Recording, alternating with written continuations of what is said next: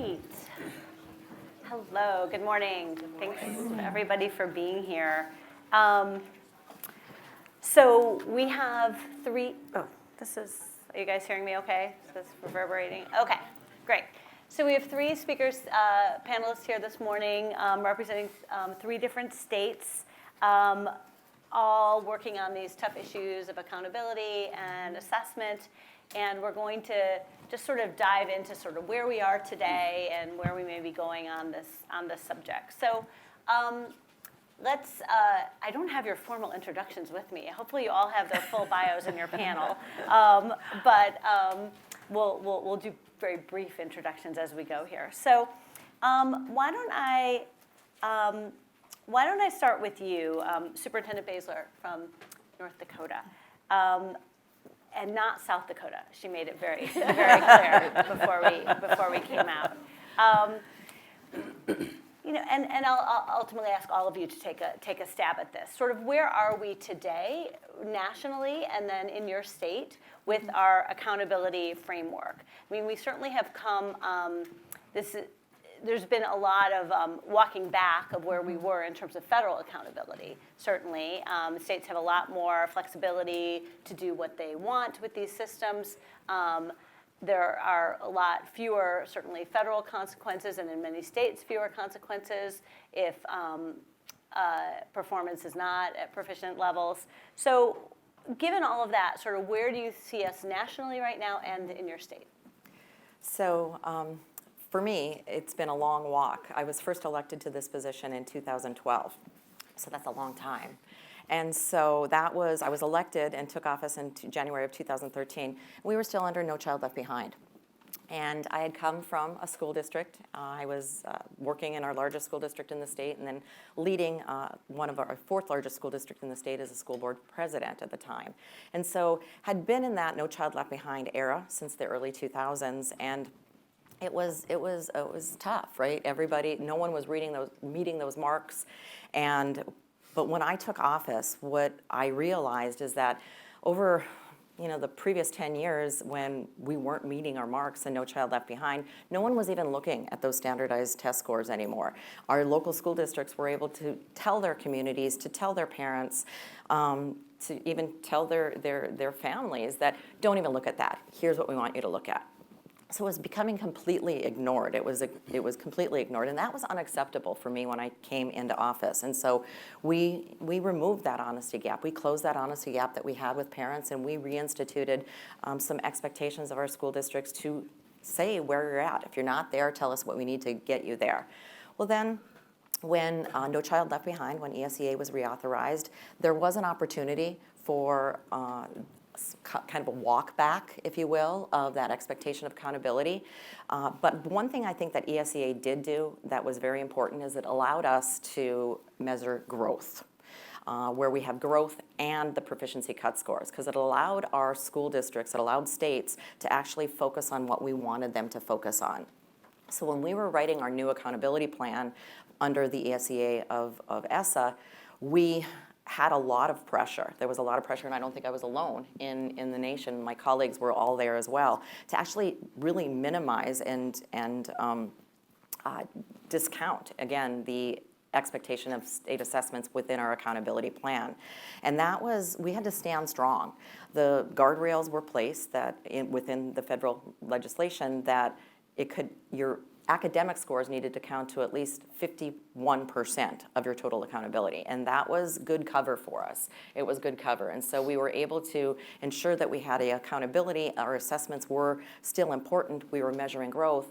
And we developed what was called Choice Ready. Again, it allowed us to drive to what we wanted to drive to. And Choice Ready in North Dakota is measuring how many of our students are graduating. Of our students that are graduating, how many of those students are ready for at least 2 of the 3 pathways that they most generally take in North Dakota, and that is college, work, or military. What we learned when we grabbed that baseline in 2017 was that of our graduates, we have a pretty high graduation rate in North Dakota, knocks on 90% most years. But of those 90% that were graduating, only 23% of our students were graduating ready in 2 of those 3 areas.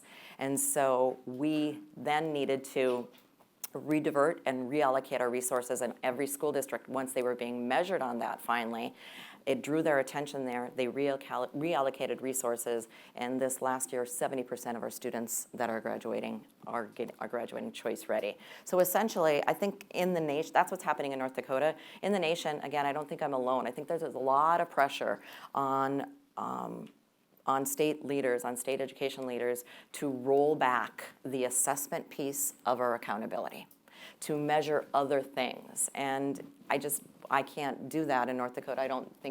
I think my colleagues and I, the 58 members of the Council of Chief State School Officers, are all saying the same thing. We can do assessment better, but we still need to know where our students are and if we are delivering on the reason schools exist. The only reason we exist is to ensure that our students can read, write, do math, and think critically, become good citizens.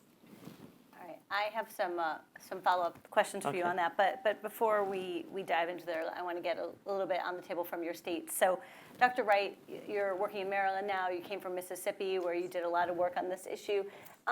Tell us where you think things are nationally, having seen things from two different states, and also paying attention to what's happening in other states. As that accountability, the federal accountability has become much more flexible. And are we still seeing a lot of states have high consequences for districts where the proficiency standards are not being met? And was it the right move to allow to roll back those federal standards? So I'm a big one on accountability, so I'll echo Kirsten for that. I think that for me, assessment and accountability go hand in hand. And I don't look at this as consequences as much as I do what the data say. So as you were looking at assessment data and you're trying to decide, how students are doing, we went through quite a bit in Mississippi when I first got there because our assessment was not truly measuring proficiency. We had an accountability system that was not working, and we had standards that had already been evaluated as the worst in the nation. So we had to tackle those three pillars first and then leaned into an A through F system, and Kirsten was talking about growth, because we'd been at the bottom for so long that we had so many children that were at the bottom that we then started looking at the bottom 25% in our accountability model and giving those districts that were growing those kids out of the bottom 25% more points. That really got everybody's attention very quickly. So for me, it wasn't a consequential thing. It was, these are the facts. So we had not been telling the truth to our communities around how our schools were performing. And I'm right with Kirsten on this. This is our job. Our job is to ensure that children learn at the highest levels. That is why we come to work each and every day. And so for me, this isn't a finger-pointing exercise. This is the work that needs to get done. So if you don't accurately know how your children are doing, you kind of want to approach it as a one-size-fits-all piece, and that's not the case. Well, let's just follow up directly on that, and I will get to Virginia, I promise, but we'll give you a second to catch your breath also after the last panel. But you said parents need to know how their kids are doing. So much of these tests that are used for accountability purposes, parents don't actually get this, even teachers don't get this information for months. It takes forever for that information to get to them. It isn't really used in a lot of cases for helping an individual kid. It's used to essentially assess the school as a whole, the district as a whole. So how do we balance those two imperatives of, yes, holding the system accountable, but also, helping an individual child, helping that parent. As a parent, I really care a lot less about, and I am a parent, I care a lot less about how my district is doing than I do about how my child is doing. That means a lot more. So, and yet these tests are actually the opposite.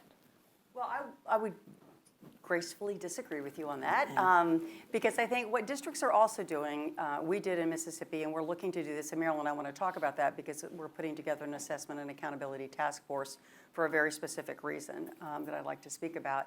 But we also collected data at the beginning of the year, middle of the year, and the end of the year. So that was across the entire state. So districts, teachers knew immediately by the end of that time how their children were progressing. So there really should not have been a surprise at all by the time the statewide assessment came around if you're monitoring the data. And that's the one thing that I will say.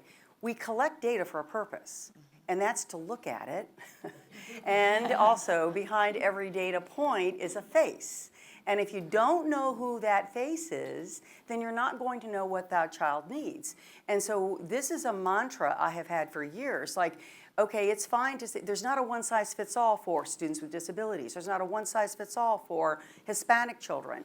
So, or whatever subgroup you want to look at. But you look at the data to find out who is that person and what is it that they need. So you use the data consistently with that. As a state, we're looking at it to see, okay, we lean in very hard in Mississippi and in Maryland, we're doing this as we speak, to provide professional learning for our teachers. And so we use the data to say, oh, it looks like our children are doing not so good here, maybe better here. Do our content people need more professional learning? So you can then drive to the teacher that drives to the student, because building teacher and leader capacity is critical. And it's whether, I don't care what state you're in, because leadership starts at the top, leadership matters, but you're also making sure that your teachers and leaders are looking at the right sets of data and not just what do we do with it. I know when we first administered our kindergarten readiness assessment, I said, do all of our kindergarten teachers know how to use this data?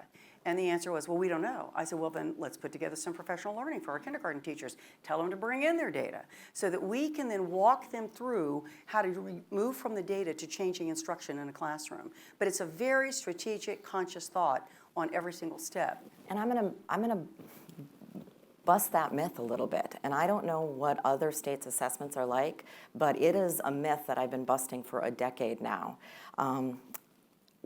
It is possible to get your student assessment data. In fact, your student assessment data is with our schools almost immediately. Our testing window in North Dakota was March 15th to April 28th. Our school districts had their data for their classroom and their children level and at every building level by the second week of May. They are using that data right now to plan professional development for the following year, to plan summer. They're talking with parents about your child is here based on the assessment system that we have built. We would encourage you to do this, this, and this with your child over the summer. So I do believe that there was a time where people were saying, we don't get those results for 8 months, 8 months down the road, what are we going to do with them? That myth has to die.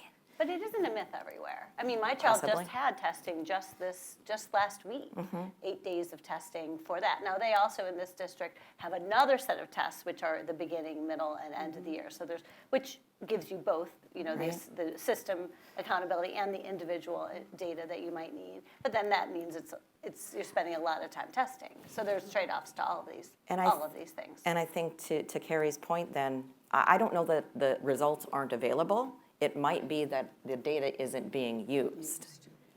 But there's a difference between it's not available and it's not being used. And if it's not being used, that's a problem that can be solved through training and professional development. But depending on when the test is administered, is there pressure for districts to administer the test as late into the year as possible in order to get the best results because the kids have spent more time? Certainly. And again, I think our school cycle is shorter, or not shorter, it's different than yours. We start earlier and end earlier. And so we're pretty much done with school. This is the last week of school in North Dakota. So what's you weigh in on any of what's just been So said. there's so much. So sorry, I'm back. Sorry. So there's so much. I'll start on this one, and I'll actually put on my mom hat rather than my Secretary of Education hat, and a different state for experience. I think this is about choices, right? And how states choose to use their time, energy, resources. I'll give you an example as a mom. So I was in a great school district in Minnesota, and our two girls were in there, and the school district did a real focus on using MAP scores. And they were all in on training and the professional development and doing this. And it was incredible because every single thing changed in the school about how they use the growth data. And all of a sudden, my kids were coming home and talking about what they needed to do differently and what Lexiles they needed to go to the library and look at. They came home with numbers. I'm like, whoa, whoa, whoa, what's a 249? And then they could explain, well, I need to actually do more time with periodicals. And I was like, wow. And then the school conversation, when we went for the parent-teacher student conference, it was all about, this is where Anne is, this is what you can do at home to help her get this score up, here's where she's working on, and we need to see more growth. And it was phenomenal. So of course I went in like, what are you doing? How is this happening? This is incredible. And I said, we decided to train all of our teachers and that we're going to infuse these growth scores into every conversation we have with students every week and that with parents. And so we really want to change the conversation by bringing in actionable, timely information, which is the way we solve everything. So contrast though, same division, same kids, same parents, same superintendent, and I get our statewide test scores back, which I might have been the only person in the state who was excited every time I got those in the mail. And I got them out, and I was like, holy cow, Anne's not on grade level in 5th grade. Like, what's going on? And so I marched into the superintendent's office, who I had a good relationship with, and I'm like, when was somebody going to say to me that Anne is not proficient in math? Like, here you all are telling me all this growth and everything's happening, but nobody is raising up in any conversation that my child is not on track for math.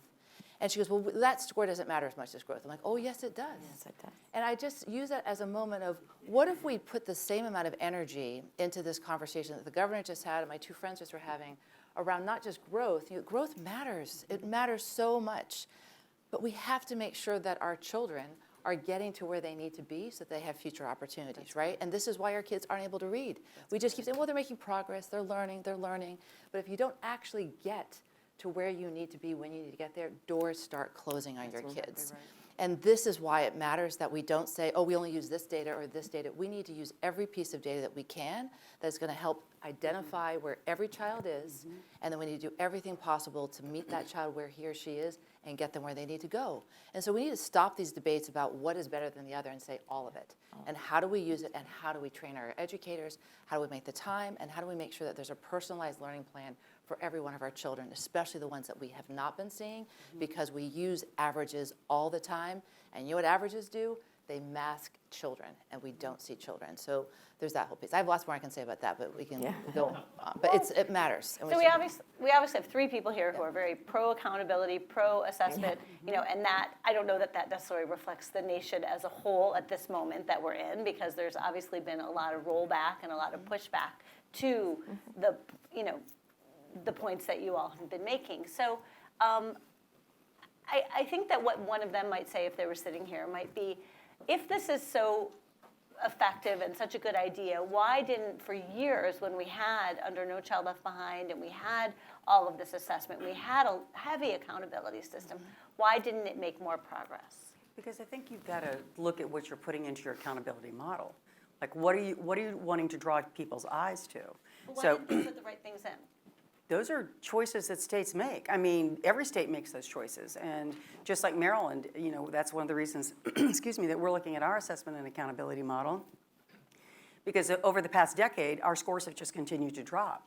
And so when you look at an accountability system, which is the question that I raised, to your point, we put out our test scores, I think it was in December, and the assessment director, I was an interim from last of October until just about 3 weeks ago. I was sitting beside her, and this was the statement that she made. We have 47% of our children that are proficient in reading. And we have 76% of our schools rated as 3, 4, or 5 stars. I'm like, wait a minute. There's no equal sign there. And so I thought, that can't be.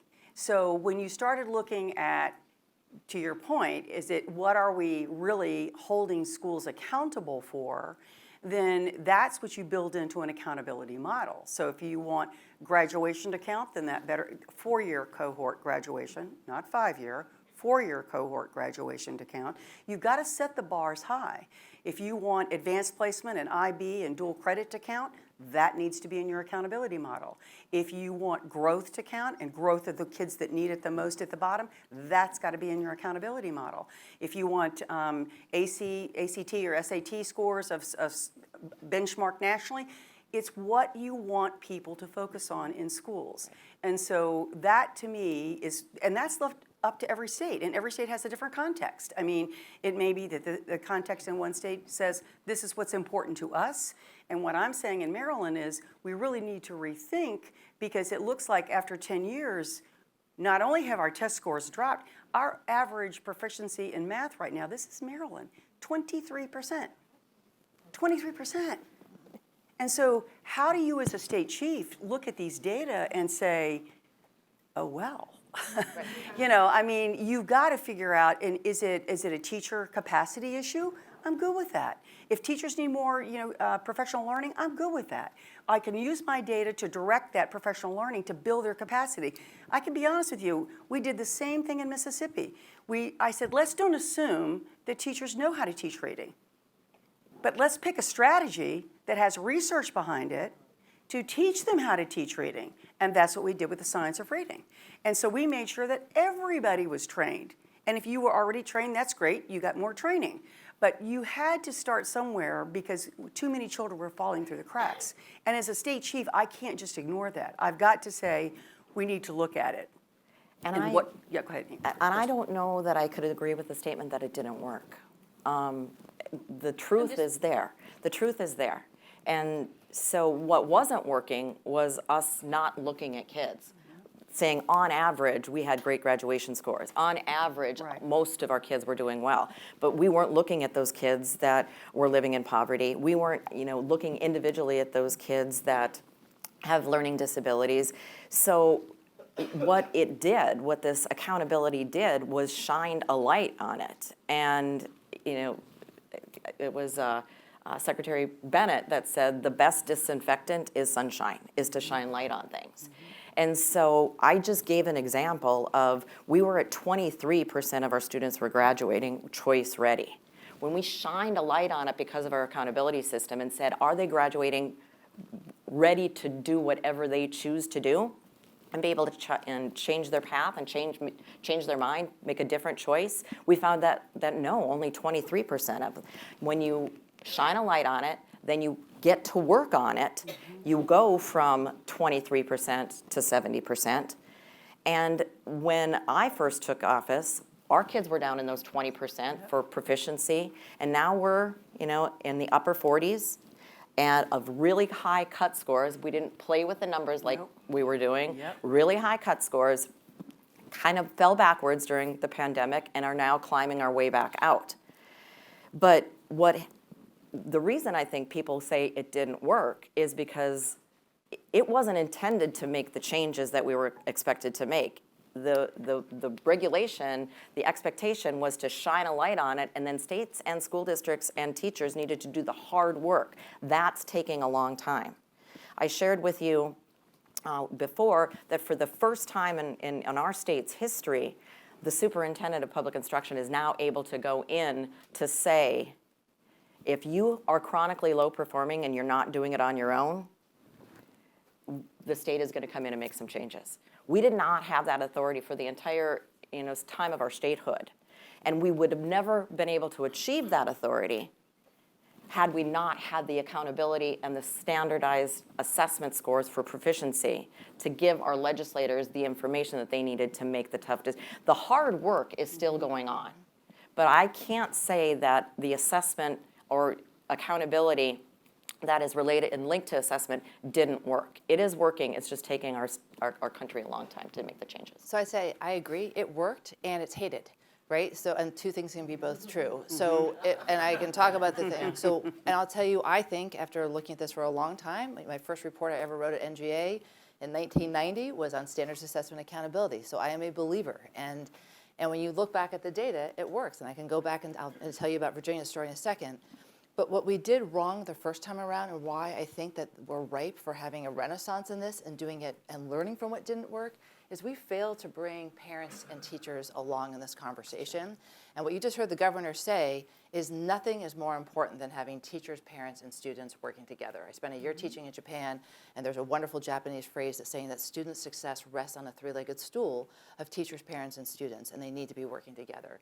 We failed probably all three of those legs of the stool with No Child Left Behind because we didn't bring people along. We made teachers hate tests because they were held accountable just for the test. We didn't provide the supports that we're now doing in lots of places. And we just forgot to tell parents about why this matters, and they just saw it. And who do they listen to? Teachers. They just hated it. So we have so much that we can learn from what we didn't do wrong, but we were right. And I'll tell you why. So Virginia's history on this is America's story. And when you look, and there's a chart, if I had a PowerPoint, I'd show you, that Virginia led the standards movement and had some of the greatest standards, the governor said. And why it came together in a bipartisan way is that business community, legislators, governor, policymakers, state board all came together back in the 90s and said, our kids are not doing well. Virginia is one of those states that's always doing well. In our NAEP scores, we were not doing well in the early 90s. Started the SOL, started to create great tests, started to do things. And you start seeing student achievement on both on NAEP and on our SOLs just go like this. And all of a sudden people realize, wow, when we expect more, our system, more. our students, Amen. and our teachers Amen. get more. That's And so what they exactly do, right. they turn the dial up and said, we're going to actually expect more. And guess what happened? Little blip, and then we started going up. And then we did it again. And all of a sudden, we had this unbelievable growth and proficiency that was happening across the system. And all of a sudden, the narrative starts changing around 2017, where this is really hard. Teachers are feeling that they're not getting enough time. Parents are complaining about this. Students are, the equity conversation happened, right? Is this fair? Because some students aren't getting are not getting the results. I'm like, that means you need to work harder. We need to get there. There's no excuse. And so what do we do? As you heard the governor say, all of a sudden, literally the State Board of Education starts making decisions to lower the definition of proficiency, make the test questions easier, have fewer test questions need to be answered. And guess what happened? Student achievement plummets. And you heard the governor, and I say this data before, biggest learning loss in the nation. And literally on 2022 NAEP, Virginia erased 20 years of progress over 20 years. It worked. We got results, and students did better across the board when we had high expectations. We assessed, right? Tests are part of life, and we need better tests, but we need to know where every student is. And when we hold ourselves as the adults accountable for making sure we see every child and get them what they need, and it's not a gotcha, and I'll use my old organization's phrase, this data should be used as a flashlight, not as a hammer, and it needs to be about prioritizing resources to make sure that we are going and helping the students who need that, and the schools and the teachers who need the most help. So it seems like, really what's at the base of all of this, we're talking about accountability and assessment, but really we're just talking about, student learning and achievement at the end of the day. Like that's the heart of what this matters, why we care about any of this.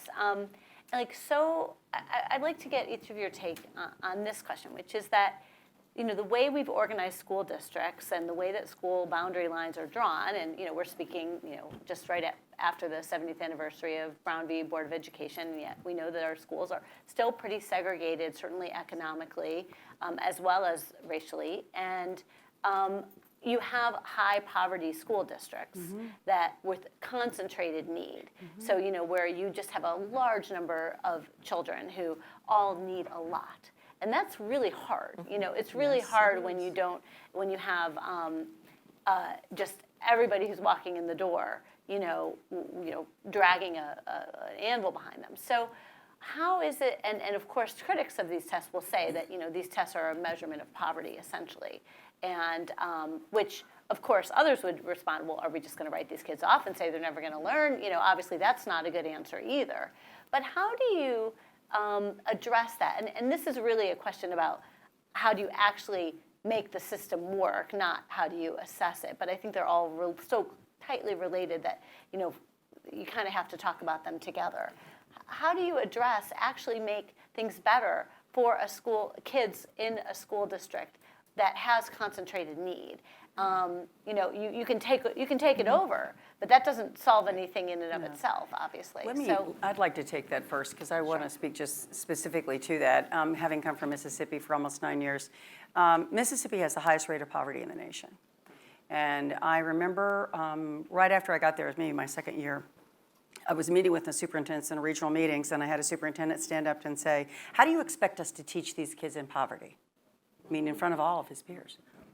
And I'm thinking, number one, I can't believe, this is me in my head, I can't believe you just said that. And then number two, if you're saying that out loud, what messages are you sending to your community and children? So this was my answer to your answer. You take control over what you've got control over. And what do you have control over as a superintendent and a principal? The school day. You've got control over the time the bell rings till the time the day ends. So you got to look at what you're doing inside that day. What does your master schedule look like? How are you providing interventions? Who's providing the interventions? Do your teachers even know how to teach children that are really struggling in reading? And so that's where we leaned in, is what can we be doing to help teachers and leaders in that building make that day better?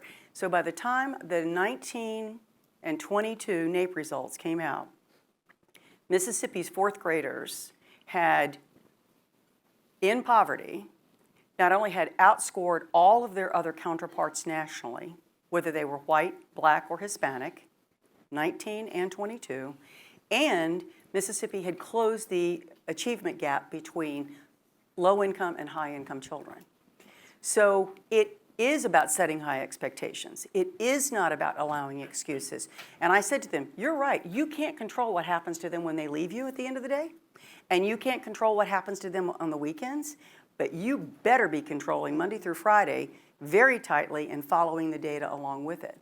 And I want to say another thing about setting, where we set our cut scores, and I know this is kind of getting in the weeds, but I was sitting in a meeting in Mississippi once, and they were talking about proficiency, and somebody mentioned the word basic, and I'm thinking, wait a minute, there's a big difference between being proficient and being basic. So I started digging into our test, and years before, somebody thought it was a good idea, talking about lowering expectations, to set the proficiency cut score at basic. Mm-hmm. So all of this time, we'd been talking, I'm going to say BC before Carrie, about 65 to 70% proficiency, and NAEP would come out, and it was at 22. So we were the poster child of the honesty gap report that came out. And so I said, oh no, this is not the poster I want to be on the front of. And so we really then redid our test. We raised the cut scores. We actually were measuring proficiency, and then we leaned in to help our teachers and our children get there. And so it can be done by focusing on students and children and schools. That is the answer. And we say frequently that student outcomes won't change until adult behaviors change. And adults cannot be pointing fingers at each other. It has to start with each of us individually. I can't tell my superintendents what they should be doing. They have to take ownership. I can only control my behavior, but each one of us individually have to do that, and collectively is how you get there. Student outcomes won't change until adult behaviors change. And so at the state level, you lean in and you put in incentives and consequences for driving the adult behavior that you want. And we have 5 Native American, we share our boundaries with 5 Native American tribal lands in North Dakota. And there is 2 school districts that are 15 minutes apart from each other. High poverty, exactly the same demographics of Native Americans, with all the historical trauma, all of the addiction and alcoholism issues, exactly the same. One school district is performing 0 to 5% of their students are proficient. School District B, same demographics. Their students are out-kicking the state average for graduation and for ELA math proficiency rates for their students. Exactly the same. I'll tell you the difference. It's the adults in that system. It's the adult school board members that are laser focused on student outcomes, telling their superintendent to be laser focused on ensuring that every one of their school board meetings, the majority of their meeting time, is not spent on social issues. They're spent on telling us how our students are doing. Give us a progress monitoring report. One superintendent saying the best we can do is make sure that they're safe when they're with us. Another community saying we are going to make sure that they're safe when they're with us, and if they're experiencing trauma, we're going to put supports in place. That's how we're going to spend our funding. That's how we're going to reallocate our resources, but it's because they need to learn. I'd say there's educational malpractice if we believe that our students cannot achieve, because they can. I'll just add on to that. So we had the same story in Southwest Virginia, very under-resourced area, and yet consistently get some of our greatest test scores. And why? We have a couple teachers down there running a center and the professional development, and they're building it, and it's amazing. And so I just want to build on that, though. We have always used poverty as a proxy, and there are other things we use as a proxy. And now we have really good data, and we can actually tell you who are the students who need the most help? And so one of our guiding principles in Virginia is how do we make sure that we are, one, seeing every child using the data, and then making sure that we're prioritizing resources of time, energy, and money to the students, schools, teachers, communities that need it the most. And I'll give you an example of that. You know, the governor mentioned our All in Virginia plan, that when we got back our scores and realized that horrific learning loss, not only on NAEP, but also on our test scores, that we were in this position of having students just plummeting in their learning, we could tell you exactly which students needed the help. And so the $418 million that the General Assembly and the governor together allocated was sent out to every school division, but it was done in correlation to the number of students, to the exact students who needed the help. And then those school divisions were tasked with using actual data, seeing every child and saying, this child actually needs 3 hours a week of math tutoring, this child needs 5 hours of English language arts or reading help.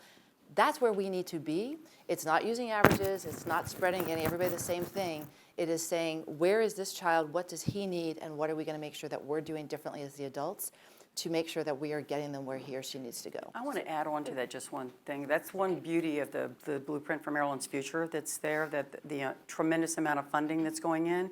And one of the pillars of that is to make sure that the money is following the children, particularly students with disabilities, multilingual learners, and students in poverty.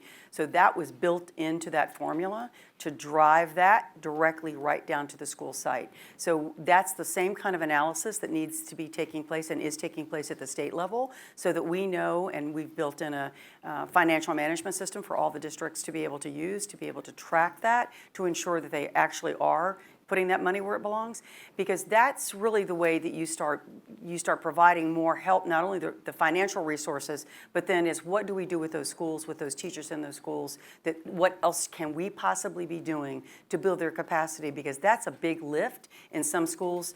Maryland has a growing multilingual learner population. It has continued to rise, and so we've got to be preparing general ed teachers, because we simply don't have enough English language learner teachers, if you will. And so it's happening in the general ed classroom. And so we need to be making sure that our general ed teachers are ready and prepared to teach all children, not just the kids that come in already ready to learn. Okay. That's the appropriate music. That. There you go. Yeah, That's the way to start it up. Yeah. I would danger like to have zone, music baby. to play after each of my comments daily. Right at the right time. So I want to pick up on something that you said, Superintendent Basler, that you said that you want to be sure that the school boards are laser focused on achievement and not get distracted by social issues. Yes. And there has been so much attention over the last few years in this country to culture war issues, largely driven, I would say almost exclusively driven by Republicans. And I'm wondering if you think that that has been a distraction to what needs to be talked about, i.e. the things that we're discussing on this panel. Unequivocally, yes, it's a distraction. It's a distraction. We need to make sure that we are laser focused on the reason we exist, and that is to make sure that we are educating all children and that they are meeting proficiency and they are being educated to their highest potential. I think that there's a conversation to be had about those issues, about some of the things that are going on, but they don't belong in the school board meetings. They do not belong in the school board meetings. Our school boards should be asking good questions, but they hire a CEO and they hire a CFO to do those jobs. And if they aren't doing the jobs, then you have that conversation about a different CEO or a different CFO to run your districts. But those school board meetings, they are elected to ensure that their community's children are being educated. So I would argue that Republicans are responding to the fact that there's been a lot of nonsense that has been happening in the schools, and parents saw this during COVID, that realize it is distracting everybody from focusing on reading, math, preparing people civics, preparing people for success in life. And so I would argue that the conversations are really important to have to remind everybody what we're saying is that we are not preparing our children right now, and because we're asking schools to do a whole lot. And two, we need to have that laser focus that the superintendent talked about on. But are you concerned that there are school boards across the country and in Virginia where they spend hours at their school board meetings debating issues of that affect very few students, such as transgender bathroom use and things like this that are just really on the margins in terms of how we're talking about the whole student population. So isn't that, I mean, there are opportunity costs for like every hour you spend thinking about that and getting the community thinking about that and having the newspapers write about that is an hour you're not spending on this. Democracy's messy. I'll take it every day over all the alternatives, and these are people's voices, and that school boards are responsive to people's voices.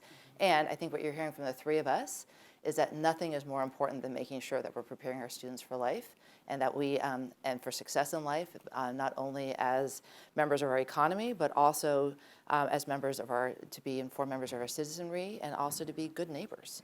And those are things that our schools need to be focusing on, and I hope that school boards spend a lot more time on those three things. And I would say, so I was a board member for almost a decade and a board president for 7 of those years. And so I would say absolutely, Amy, that we are elected to represent the constituents. And so we would do that. We would have listening sessions. We would go to coffee shops on Saturday mornings, and we would never have a quorum, so we didn't break any open meeting laws. But we would post it, and so all of the things. But we would just sit and listen, and we would go to where the people were. And yes, that is part of your job. But when you're in that board room, focus on your student achievement.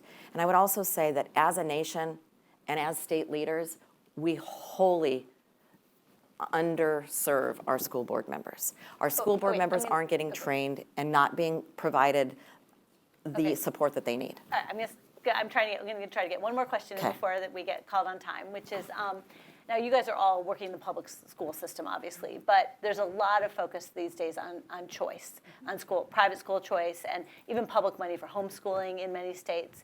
And there is very little accountability in terms of that money, certainly compared to the public school system. And in terms of homeschoolers, which are a growing portion of, rivaling the number of charter school students at this point, there's often zero accountability. And I'm wondering if you have any concerns about that in terms of what are those kids learning, especially as we see more and more ESAs and voucher programs the dollar amounts are going up, the eligibility is going up. We're really seeing this grow. Well, I think parents deserve a choice. I mean, I think that whether it's a charter school, a public charter school, if they decide to homeschool their children, I think that's a parent's prerogative. But we're not saying it's a prerogative, should they, and we have 1 minute, so this is probably shouldn't have put such a big issue on the table, but are you concerned that is there enough accountability if there are public money? I think it depends on what state you're talking about, because some states do not have any accountability, and there are others that have tremendous accountability for children that are being homeschooled. So I think that's really a state's decision as to how that's handled. Well, actually, there aren't very many states that have tremendous accountability for homeschoolers. No, but there are some. It's a state's choice as to whether they lean in on that or not. But is that a good choice?